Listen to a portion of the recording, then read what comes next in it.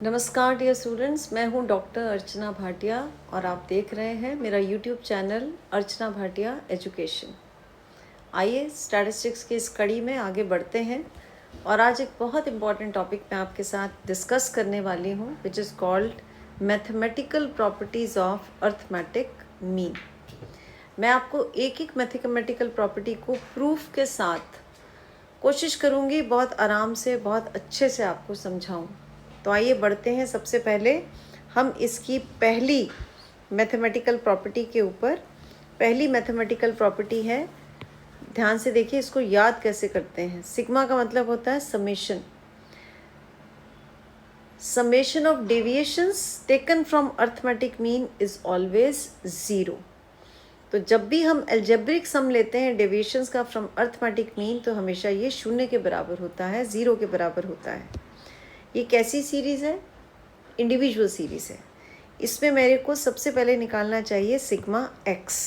Sigma x कैसे निकलेगा? 30 + 40 + 50 + 60 + 70।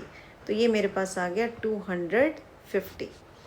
अब अगर मैं बोलूँ इसमें एक्स बार निकालिए, तो डायरेक्ट मेथड में कैसे निकलता है इंडिविजुअल सीरीज़ में? Sigma x divided by n, which is 250 divided by 1 2 3 4 5। तो मेरे पास एक्स बार आ गया 50। अब मैंने डेविएशन ली अर्थमेटिक मीन, दैट इज़ 50 से। मुझे बोल बोल कर ही करना चाहिए। 30 - 50 is -20, 40 - 50 is -10, 50 - 50 is 0, 60 - 50 is +10, 70 - 50 is +20। अब इस सारे का टोटल कीजिए और निकालिए सिग्मा x माइनस एक्स बार।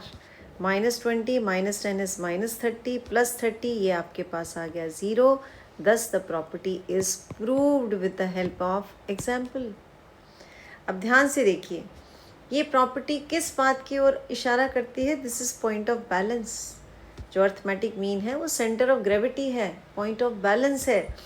जो नेगेटिव डेविएशंस का सम है वो पॉजिटिव डेविएशंस के सम के बराबर है, इसीलिए इसका आंसर 0 है।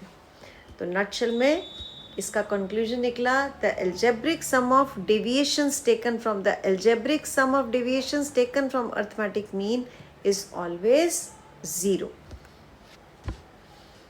अब ये नेक्स्ट प्रॉपर्टी है। इस प्रॉपर्टी के अंदर हम प्रूव करेंगे कि अगर हम स्क्वायर्ड सम ऑफ डेविएशंस ले लें फ्रॉम अर्थमेटिक मीन, इसका टोटल हमेशा मिनिमम होता है वनस्पत स्क्वायर डेविएशन लेने से किसी और नंबर के। जैसे इसको न्यूमेरिकली पहले समझने की कोशिश करते हैं। हमारे पास एक्स बार पीछे कितना आया था? 250। सेम न्यूमेरिकल है, 30 + 40 + 50 + 60 + 70, और एक्स बार हमारे पास आया 50। अब हमने निकाला x माइनस एक्स बार, तो x माइनस एक्स बार हमारे पास आया -20 -10 0 +10 +20। और देखिए ये जो आपके पास आया सिग्मा x माइनस एक्स बार, ये 0 के बराबर आया, जिससे हम सही चल रहे हैं, ये चेक हो गया।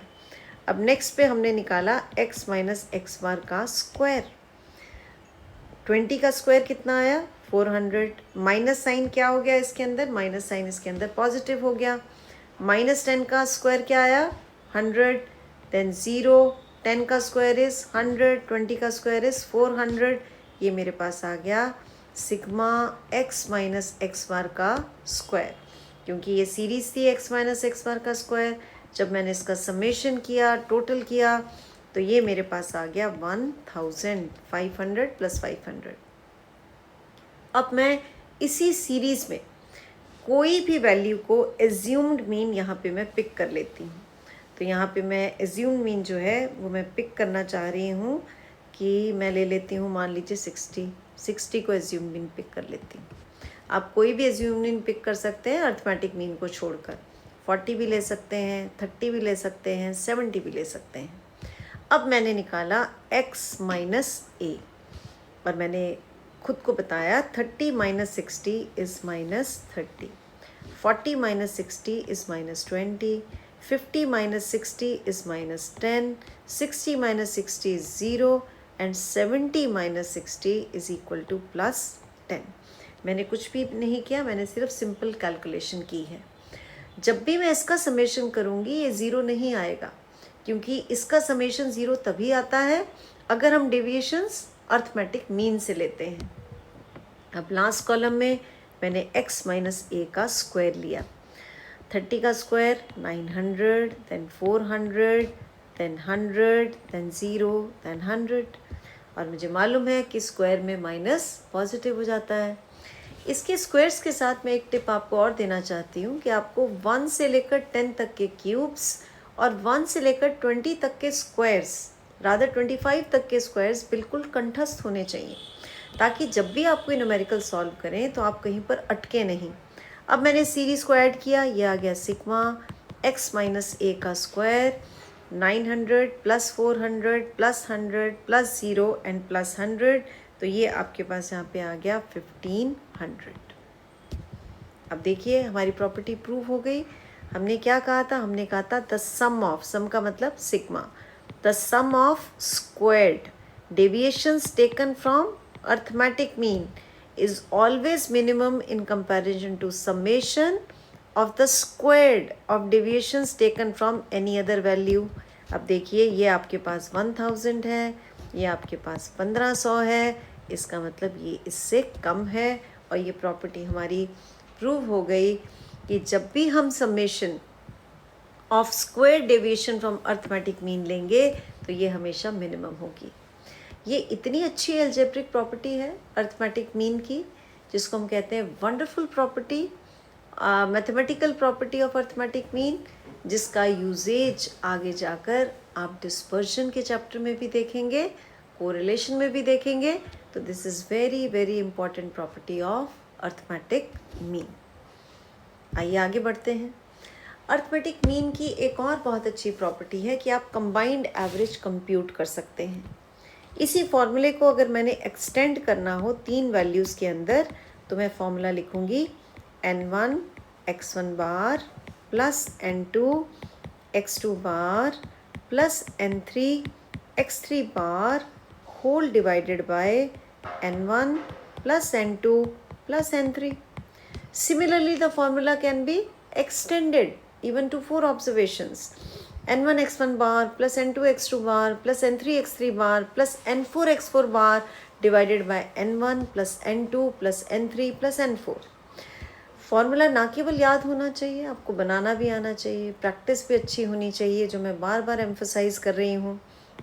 अब इसका हल्का सा आप न्यूमेरिकल भी देख सकते हैं, जैसे न्यूमेरिकल की अलग से मैं स्लाइड भी बनाऊँगी। जैसे मान लीजिए मैं आपसे कहूँ एक क्लास में कुछ बॉयज़ हैं और कुछ गर्ल्स हैं। मान लीजिए बॉयज़ हैं क्लास में 60 और गर्ल्स हैं 90। मैं बोलूँ बॉयज़ का एवरेज वेट है 70 और गर्ल्स का है 55, तो टीचर कहना चाहती है कि ये मुझे बता दो कि क्लास का एवरेज वेट कितना है ना। अब ये डेटा मिल गया, आपको एवरेज वेट निकालना है, तो आप इस फॉर्मूले से निकालेंगे n1 x1 बार 60 multiplied by 70 plus 90 multiplied by 55 whole divided by 60 plus 90, तो आपके पास पूरी क्लास का एवरेज वेट आ जाएगा। तो सबसे पहला है फॉर्मूला आना चाहिए, फॉर्मूला याद होना चाहिए, लिखने की प्रैक्टिस होनी चाहिए, फिर फॉर्मूले की आपको एप्लीकेशन आनी चाहिए कि फॉर्मूला लगेगा कहाँ पे। अब हम आते हैं इसकी लास्ट बहुत इम्पॉर्टेंट प्रॉपर्टी पे। इस प्रॉपर्टी को आपने बहुत ध्यान से देखना है। ये प्रॉपर्टी कहती है कि अगर हम किसी भी सीरीज़ के, मान लीजिए हमारे पास एक सीरीज़ है, इंडिविजुअल सीरीज़ है, अगर हम उस सीरीज़ के हर आइटम को किसी भी स्केलर कांस्टेंट से ऐड कर दें, सब्ट्रैक्ट कर दें, डिवाइड कर दें या फिर मल्टीप्लाई कर दें, तो अर्थमेटिक मीन भी सेम तरीके से प्रभावित होता है। जैसे इसको बताने से पहले एक छोटा सा पॉइंट और सुनिए। मैंने एक बच्चे को 10 बच्चों का वेट दिया, मैंने कहा बेटा इसकी एवरेज निकाल लाओ। उसने आके मुझे कहा कि मैम एवरेज वेट आता है 60 किलोग्राम्स। अब मैंने उसी डेटा सेट के अंदर हर ऑब्जर्वेशन में 5-5 बढ़ा दिया, 5-5 किलोग्राम वेट ऐड कर दिया। मैंने कहा जाओ बेटा दोबारा से निकाल कर लाओ। अब उसने दोबारा से कैलकुलेट किया, डायरेक्ट मेथड लगाया या शॉर्टकट मेथड लगाया, तो उसको ये एक्सरसाइज करने की ज़रूरत ही नहीं है। क्योंकि मैंने हर आइटम में 5 को ऐड किया है, तो जो अर्थमेटिक मीन उसने पहले कंप्यूट किया है उसमें वो 5 को ऐड करके न्यू अर्थमेटिक मीन निकाल लेगा। इन्हीं सब चीज़ों को अब हम इसके अंदर डिस्कस करेंगे। So this point is, if each and every item of the series, ये हर आइटम ऑफ द सीरीज है, if each and every item of the series is added, added का मतलब ऐड कर दें, या सब्ट्रैक्टेड माइनस कर दें, या डिवाइडेड डिवाइड कर दें, या फिर मल्टीप्लाई कर दें with some scalar constant. Scalar constant का मतलब होता है 2 से, 4 से, 10 से। इनसे अगर हम इस तरह की इसके ऊपर ऑपरेशन करते हैं तो अर्थमेटिक मीन भी उतना ही अफेक्ट होता है। जो स्केलर कांस्टेंट ऐड करेंगे अर्थमेटिक मीन उतने से बढ़ जाएगा। तो आइए इस न्यूमेरिकल के माध्यम से अब हम इसको देखने का प्रयास करते हैं। सबसे पहले हमने सीरीज़ का टोटल किया, ये मेरे पास आ गया 15। कैसे आया? 1 + 2 + 3 + 4 + 5। अब मैंने इसमें निकाला x बार। x बार कैसे आएगा? 15 divided by number of observations. तो ये मेरे पास x बार यहाँ पे आ गया 3।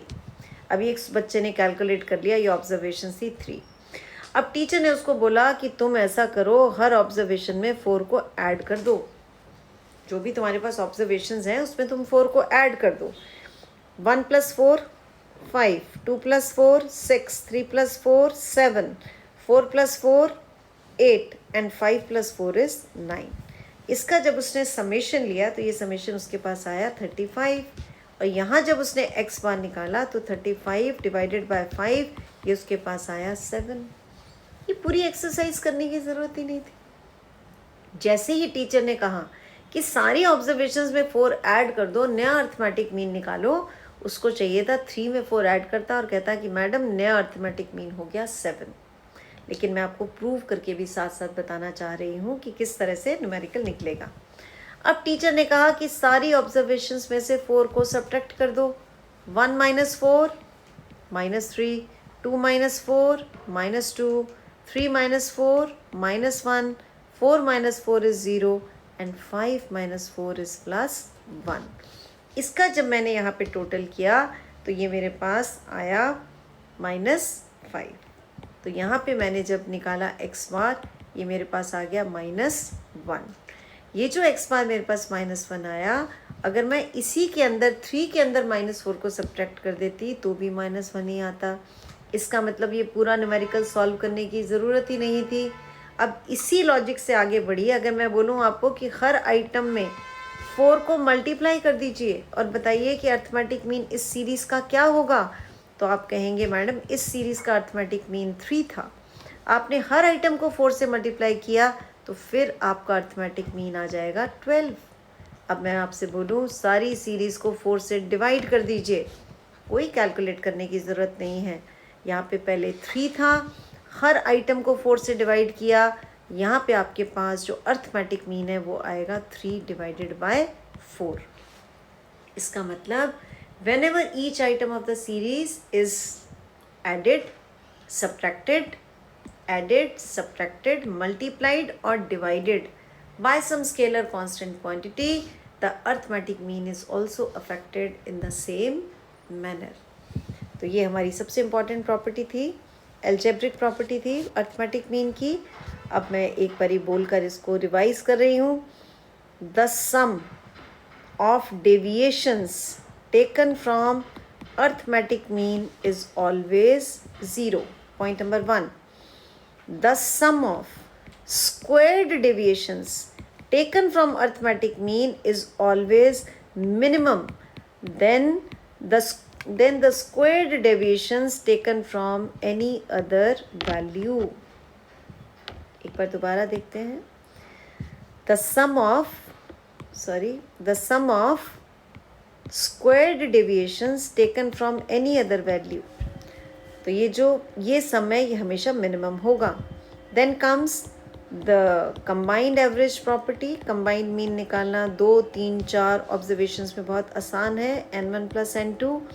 एंड लास्ट प्रॉपर्टी, अगर अर्थमेटिक मीन निकालने के बाद हम ईच आइटम में से किसी स्केलर कांस्टेंट को ऐड कर दें, माइनस कर दें, डिवाइड कर दें या फिर मल्टीप्लाई कर दें, तो अर्थमेटिक मीन भी सेम तरीके से अफेक्ट होगा।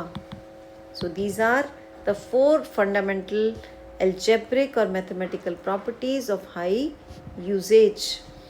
Now please try to subscribe my channel, like and share it among your friends. In case of any query, please feel free to write a comment or a question on WhatsApp message for this phone number.